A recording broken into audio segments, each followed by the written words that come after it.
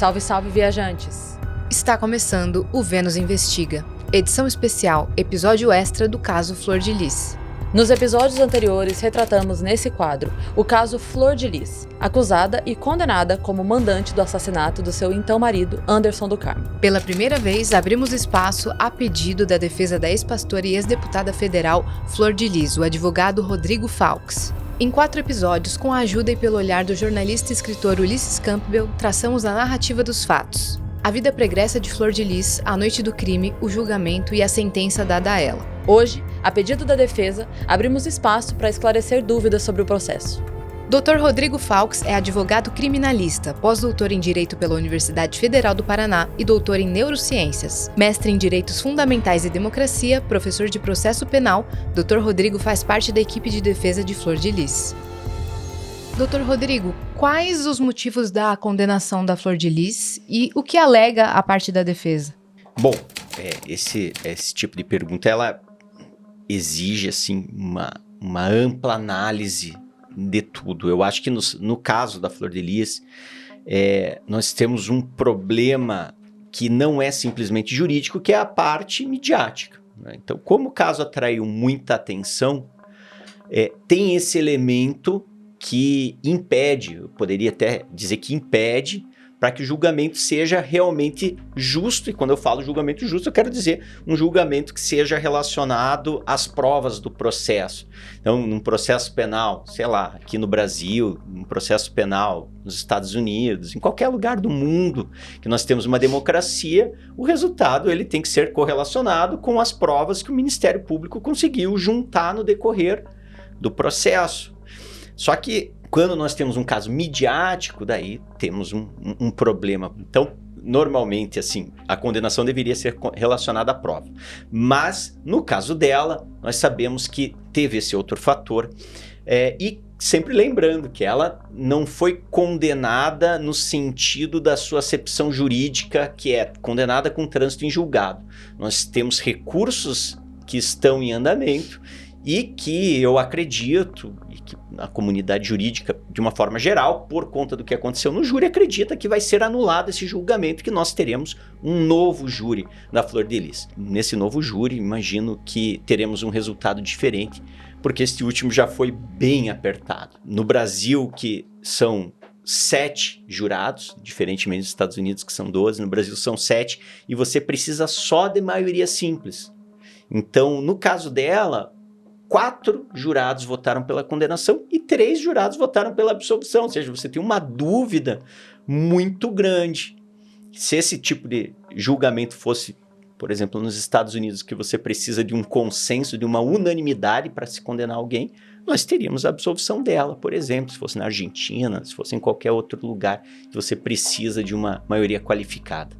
Uma dúvida técnica, então, apenas. Você disse que, como está o processo, então não seria a próxima etapa ou segunda instância, seria a anulação, é isso? A busca da defesa é isso? Isso, porque no Brasil você não tem possibilidade de discutir o resultado nas instâncias superiores quando a decisão é do tribunal do júri. No tribunal do júri, as instâncias superiores ou anulam ou mantêm. Eles não podem absolver ou condenar quando foi absolvido anteriormente. Então, você tem um novo julgamento caso eles entendam que essas nulidades ocorreram efetivamente. Então, devemos ter aí esse ano essa solução, né, pelo Tribunal de Justiça do Rio de Janeiro, se não pelo Superior Tribunal de Justiça, Supremo Tribunal Federal. É uma escadinha, né, no Brasil, você tem que ir recorrendo.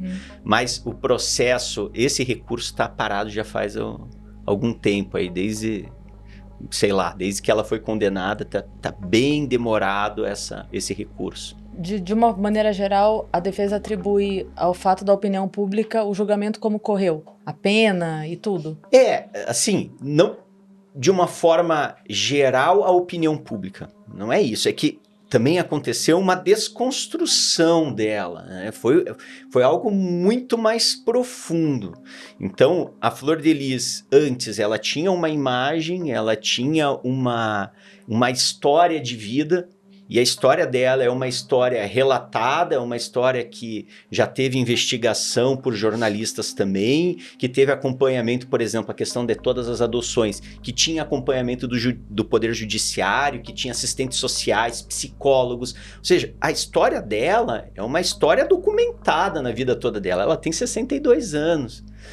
Então, ela não foi uma história criada de uma hora para outra. E quando aconteceu o crime, a história dela toda foi ressignificada. Então começou a aparecer gente falando, não, pera lá, essas adoções são mentiras. Sendo que não são, mas são mentiras. Daí começou a vir o caráter misógino dessas acusações muito forte. Essa situação de colocar a sexualidade dela. A sexualidade dela foi colocada para conseguir prejudicar a imagem, para ressignificar a imagem que ela tinha de mãezona, de mãe de 55, de pessoa que acolhia as crianças que tentavam sair do tráfico, os adolescentes. Isso era a história dela. A história dela passou a ser outra. Você tem o quê? O achismo. E é muito mais do que o achismo, né?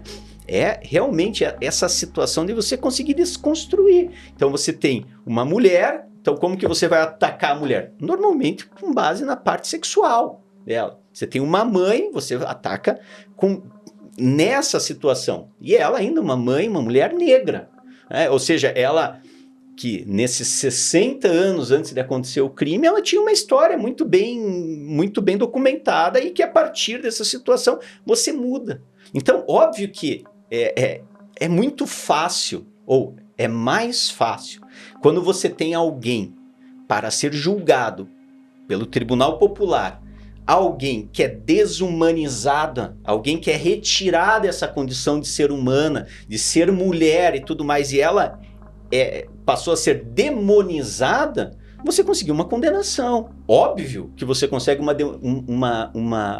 uma condenação de alguém que é o capeta em pessoa. E estão aí livros, inclusive, que põem uma foto como se fosse, e fotos, inclusive, que foram realizadas antes do júri da Flor de Lis.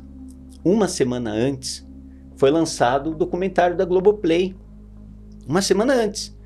E a chamada do documentário, depois eles consertaram, pediram desculpa, ok? Era da infância à condenação. Antes do júri, já tinha chamado que era da infância à condenação. Ou seja, você tem uma pressão, você tem uma construção que, como é que você vai defender o capeta no júri? Você não está defendendo lá o que aconteceu mesmo, as provas que aconteceram. E olha que o Ministério Público tinha condição de juntar prova. Nós temos aqui mais de 60 celulares apreendidos, nós temos 60 mil páginas do processo, 1 terabyte de informações. Cadê as provas? Foi ela que mandou matar o marido. Aonde? Aí parece o pessoal falando, não, porque daí eles fizeram uma reunião e daí eles... Cadê essa reunião? Cadê as pessoas conversando, combinando? Não existe. Você tem algumas pessoas que falam mal dela, que são as pessoas que têm interesse. Ali de dentro de um universo de 50 filhos, você tem 5, 6 filhos que ficaram com a parte financeira, que eram os responsáveis pela parte financeira e que acusaram a mãe. E quando eu digo acusaram nada acontecia na casa sem a anuência dela. Portanto, é a consequência. Se alguém morreu é porque ela tem responsabilidade. Tem um conceito que eu gosto bastante que diz assim, a ausência de evidência não é evidência de ausência, né? Então, assim, o fato de não terem achado não quer dizer que não exista, né? Mas tem uma questão que me pega muito também, é que você comentou, né, que se usam da questão pessoal como um agravante. Eu acho, na minha opinião pessoal, que é errado que se use como agravante, mas também acho errado que se use como atenuante, né? Então, assim, não é porque ela é mãe que ela deixaria ou não de fazer. Não é porque uma pessoa é muito bondosa, a gente tem N exemplos de pessoas de dentro da igreja que fazem atrocidades, que cometem atrocidades. Então, da mesma maneira como eu acredito que isso não é algo para ser levado como um agravante, né? Não se deve pegar a vida sexual dela para usar como um agravante, estando aqui supondo que estamos falando de maiores de idade, né? Porque em sendo menores de idade seria, assim, um agravante, mas também não acredito que seja um assunto para atenuar, porque era mãe, porque fazia trabalho social, ou porque qualquer coisa do tipo, porque isso não é cheque em branco para ninguém agir de uma outra forma, né? Só para... Concordo totalmente. Por isso que o judiciário, ele julga o fato, ou ele deveria julgar o fato. O que aconteceu, então o Ministério Público tem o ônus de provar, então ele vai lá e junta, ó, a pessoa está sendo acusada de homicídio, eu estou acusando de homicídio, então as provas que eu tenho contra ela, X, Y, Z, não importa se é mãe, se é pai, se é filho, não importa. Concordo totalmente, não é nenhuma atenuante, nem deveria ser uma agravante. O que aconteceu nessa situação é que eles retiraram a condição de ser humano dela para que fosse mais fácil para se condenar. Eu nunca vi num processo, além da denúncia, a denúncia é o fato do Ministério Público dizendo você vai ser processada por isso. Eles fizeram uma petição dizendo que era mentirosa a questão da família, as questões sexuais e tudo mais, sem qualquer embasamento. Ou seja, você só quis destruir a pessoa. Então isso é muito grave, e isso, nós que estamos acostumados no tribunal do júri, a gente vê normalmente quando são mulheres acusadas. A mulher, ela, como se, claro, ninguém pode matar, mas o homem matando, ok, tem a pena X, agora a mulher, quando mata, não, daí a situação é outra, é outro patamar. Isso demonstra toda misoginia na própria estrutura. Quando eu fiz a defesa no Congresso dela, por exemplo, isso aí ficou óbvio, né? Ela foi processada e perdeu o cargo por conta de que teria violado os ordenamentos da Câmara e tudo mais, né, o código de ética, mas as acusações que seriam por conta do homicídio, que sequer havia o julgamento, todos eles foram relacionados à parte dela como mulher. E por que outros casos tão midiáticos quanto de outras mulheres não tiveram esse apelo para o julgamento e para a pena? É difícil a gente dizer, né, quais são os elementos para tornar um caso midiático, mas é uma série de situações. Realmente, o caso dela tem muitos elementos diferentes, né?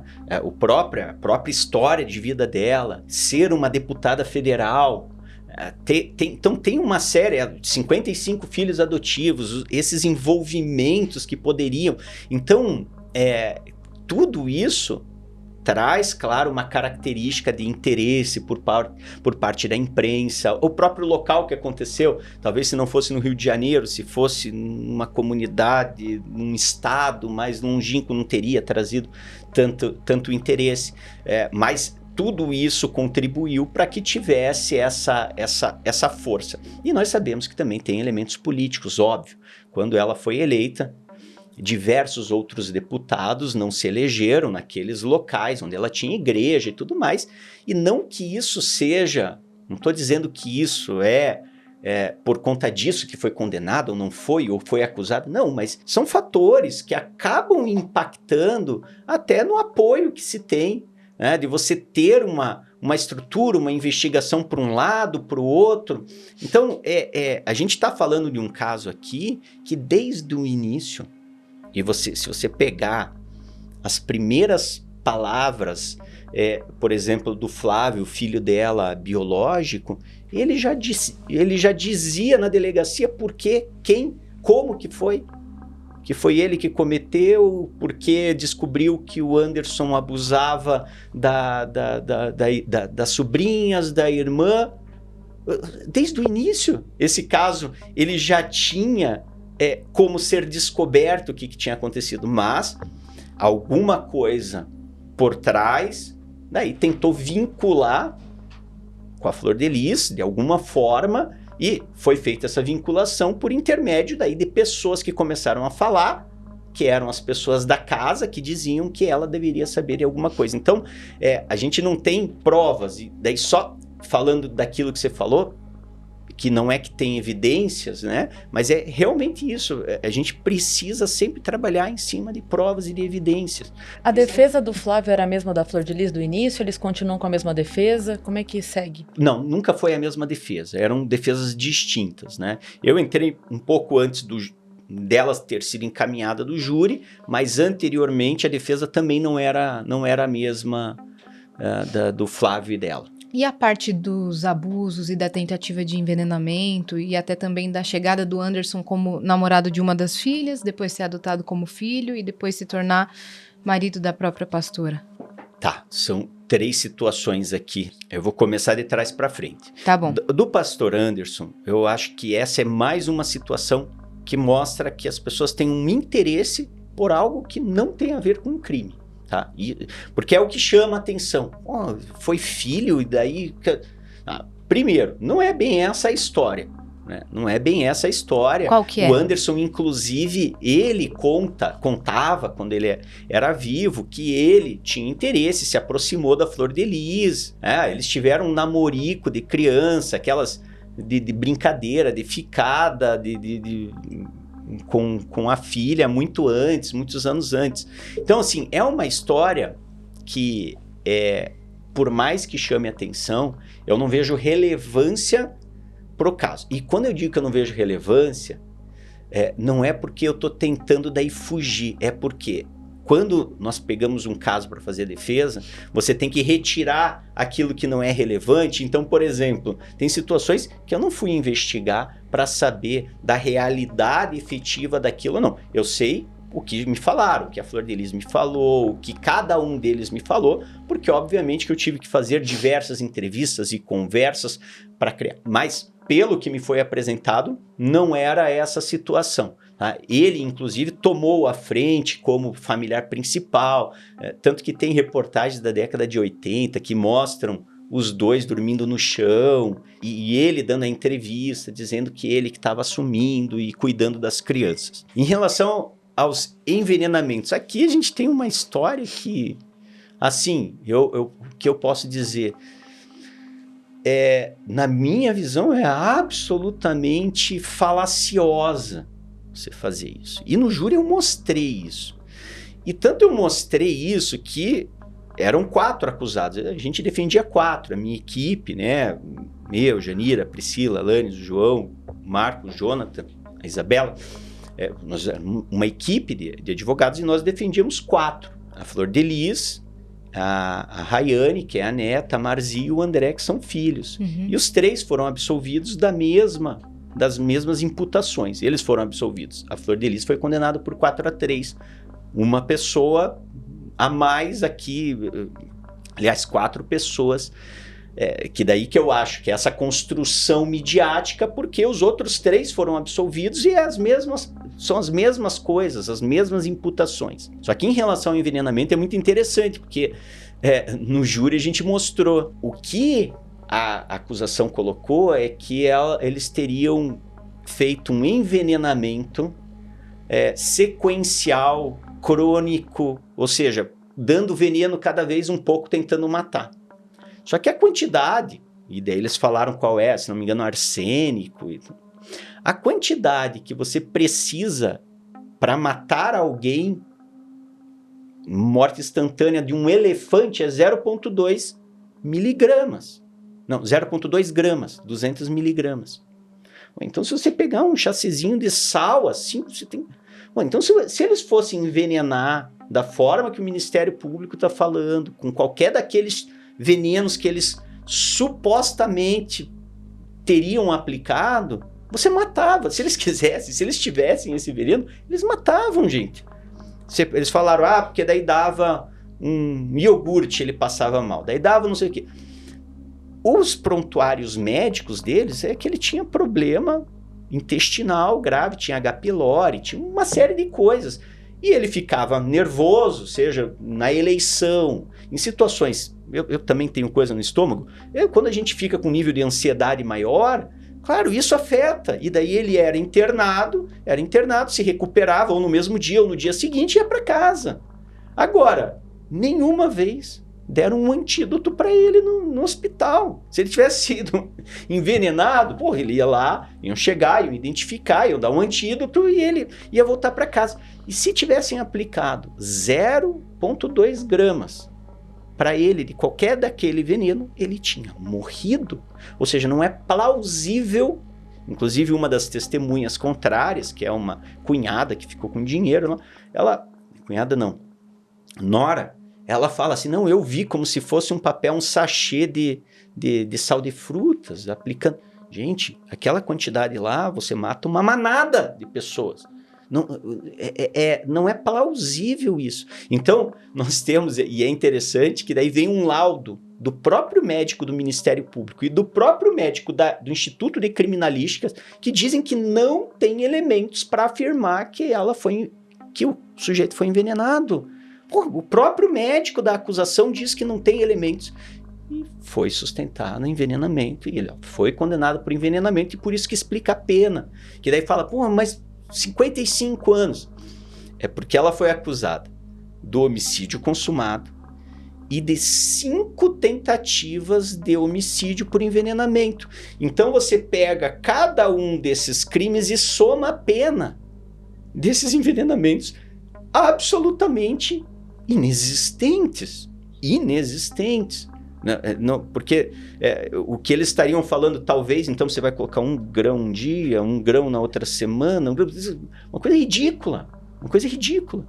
Então, aquilo não é verdade, o envenenamento. Quando a gente assumiu o caso e tinha, ok, a defesa, eu nunca falo do trabalho dos colegas, obviamente, são competentes, a história não fechava direito. A gente diz, mas por que estão acusando, de que forma, e era estranho na casa. Você está falando de uma casa que tinha 50 pessoas, 60 pessoas, 30 pessoas, dependendo do momento, você tem uma casa com muitas famílias dentro.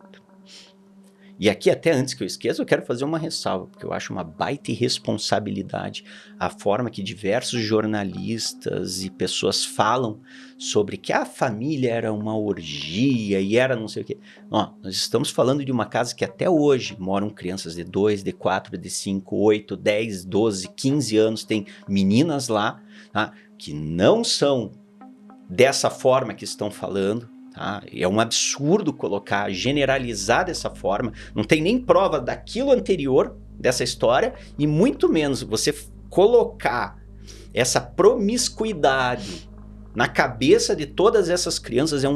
Uma baita irresponsabilidade, baita absurdo. A casa continua, desculpa te interromper, a casa continua? Sim. Lá com novas crianças também? Não. Com as crianças que já moravam, porque você tem filhos da Flor, você tem netas da Flor, você tem um monte de gente que hoje depende de cestas básicas, que depende do auxílio de uma série de pessoas que ainda ajudam, mas são crianças que vão para a escola, são crianças que estão lá, que estão tentando, que ajudam, daí eles fazem venda de cachorro-quente, que estão tentando sobreviver.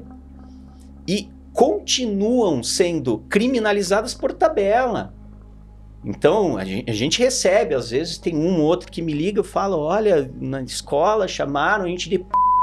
Pô, pera, da onde que a gente está vivendo, que as pessoas acham que livremente você pode chamar todo mundo ali de colocar essa carga de promiscuidade? Isso é um absurdo, Só que os abusos, realmente, a gente passou a descobrir posteriormente. Porque era como se tivesse um pacto de silêncio.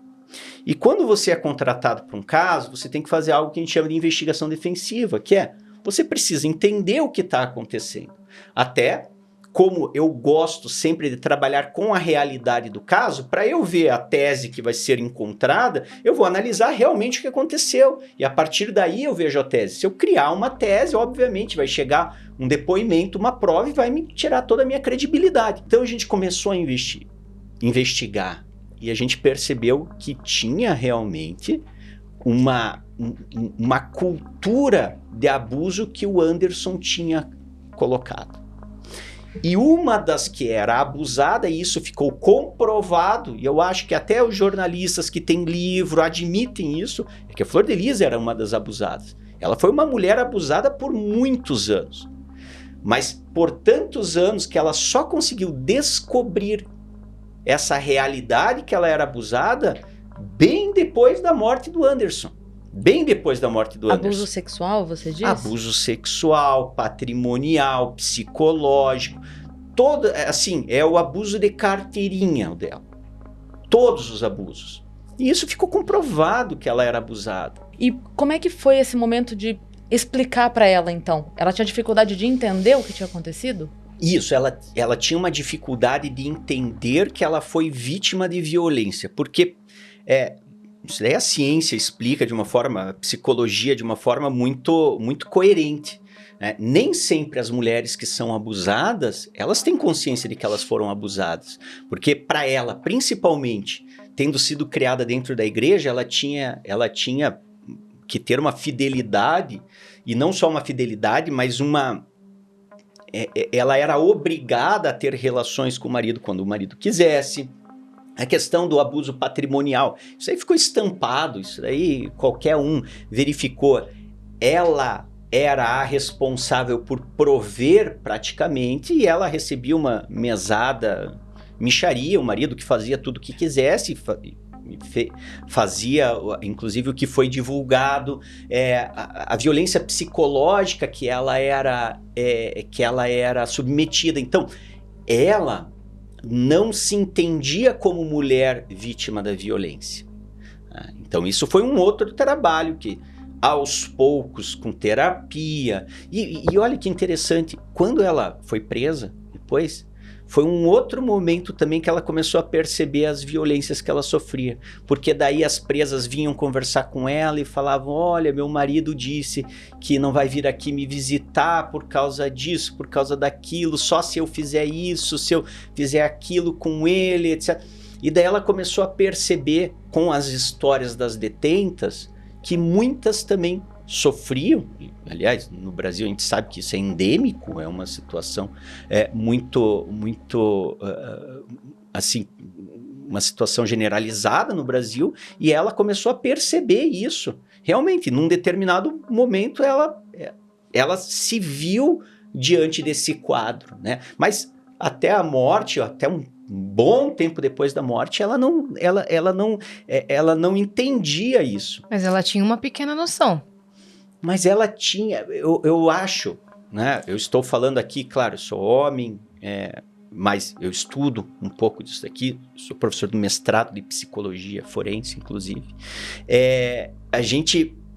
A mulher, de alguma forma, ela sabe, talvez no fundo, mas às vezes ela não tem força para reagir, às vezes tem outras pressões que fazem com que ela fique naquela situação, que ela se submeta, e ela realmente não consegue, de qualquer forma, sair daquilo. Independentemente da pessoa ter dinheiro, não ter, de ser famosa, de não ser. Então, voltando para aquilo que você falou de abuso, realmente nós também investigamos, foi comprovado, e os jornalistas também, em livros está escrito isso daí, que ele diversas pessoas na casa. O Anderson, homens e mulheres. E isso é uma coisa, assim, extremamente grave, que a gente descobriu. E o mais interessante é que no júri, que foi o julgamento em que a comunidade, o Ministério Público, estava todo mundo lá, a própria testemunha, como eu falei para vocês, tiveram alguns filhos que ficaram contra ela. Uma das testemunhas de acusação, uma das pessoas que ficou contra ela, quando a gente começou a perguntar, a questionar, a gente falou: tá, mas não teve uma situação que você viu? Porque a gente já sabia, a gente já tinha essa informação de que ela tinha sido testemunha, inclusive, de um abuso, e ela contou a verdade, e ela falou que ela ficou se fingindo que estava dormindo enquanto o Anderson entrou na casa e abusou da irmã dela, e ela viu esse abuso sexual. Então, assim, quando eu estou falando de situações comprovadas, de provas legítimas que foram apresentadas, né? Então a gente não está falando de achismos. Então, sim, tinha abusos. Infelizmente, a gente sabe que isso, mais uma vez, não é algo somente daquela casa que tinha 50 pessoas. Nós sabemos que tem abuso em casas de 4 pessoas e também que muitas vezes isso não vem à tona. Aliás, a cifra negra, que é considerada a cifra que não aparece das pessoas que são abusadas, é muito maior do que as que aparecem, óbvio, né? Então, isso foi uma situação que foi explorada. Nós buscamos, inclusive, para todas as pessoas que foram abusadas, que tivessem atendimento psicológico para conseguir lidar. Tem muita gente que ficou traumatizada, sim, tem muita gente que ficou traumatizada, né? Uma delas é a Flor de Lis, outras são netas, filhas, filhos e tudo mais. Como que tá, você comentou dela na prisão, conversando com as colegas ali de cela, como que tá a vida dela na prisão? Quais informações que você tem? De saúde, ela tá muito debilitada de saúde, né? Batimento já chegou a 30, 40, isso aí tá no prontuário. Ela tem muito problema, porque ela já teve um AVC algumas décadas atrás, então ela tem problemas, graves problemas de saúde, né? A gente não sabe quanto tempo mais ela vai aguentar nisso. O que ela tem de esperança, e ela me deixa isso muito claro, de esperança é que ela vai esperar porque ela confia nos recursos, que vai ser anulado o júri dela e a gente vai conseguir mostrar essa situação. Com as demais detentas, ela tem um bom relacionamento, né? Inclusive, ela auxilia na questão da pregação, de auxílio. Então, assim, ela nos conta que muitas vezes a diretora está com problema com alguma presa que está se rebelando, que está com problemas disciplinares, e ela pede para ir lá conversar, e a Flor vai lá e conversa e consegue acalmar. Então, ela está bem nesse sentido de relacionamento, mas fisicamente está muito, muito mal, né? E para a gente poder, então, explicar para nossa audiência quais os próximos passos legais para a galera conseguir entender, assim, o que acontece de agora para frente. Olha, teve então o tribunal do júri, né? Ela foi condenada. O que a gente pode fazer dentro da parte jurídica, que foi o que nós fizemos, é entrar com um recurso para anular o júri, por conta de algumas nulidades que aconteceram, que são regras, né? Então, no meio do júri, você pode, por exemplo, teve 2 situações que foram muito absurdas, que se fosse qualquer julgamento no Brasil, já teria sido anulado. Vamos ver se eles vão respeitar isso também, que nossa lei, nosso código fala que as partes não podem fazer menção ao silêncio do acusado. Ou seja, se o acusado diz lá, vou ficar em silêncio, e ela falou para certas perguntas, a acusação e defesa não podem chegar lá, olha só, ficou em silêncio, porque é um direito da pessoa. Então você não pode tripudiar no silêncio, né? Falando de uma forma bem leiga. E a acusação falou expressamente aquilo que está escrito que não pode. Está escrito, é expresso, entendeu? É uma regra absoluta que nós temos. Não pode. Eles fizeram. Então, consta lá, isso anula o júri. Para qualquer um. Vamos ver se para a Flor de Lis também anula. Bom, e a segunda coisa que também é bastante relevante é que o nosso sistema, ele não é igual nos Estados Unidos, que às vezes a pessoa tira uma prova nova do nada. Tá? No nosso sistema é assim, 3 dias úteis antes do júri, qualquer coisa que vai ser usado tem que estar no processo, para ser dado acesso para as 2 partes, acusação e defesa.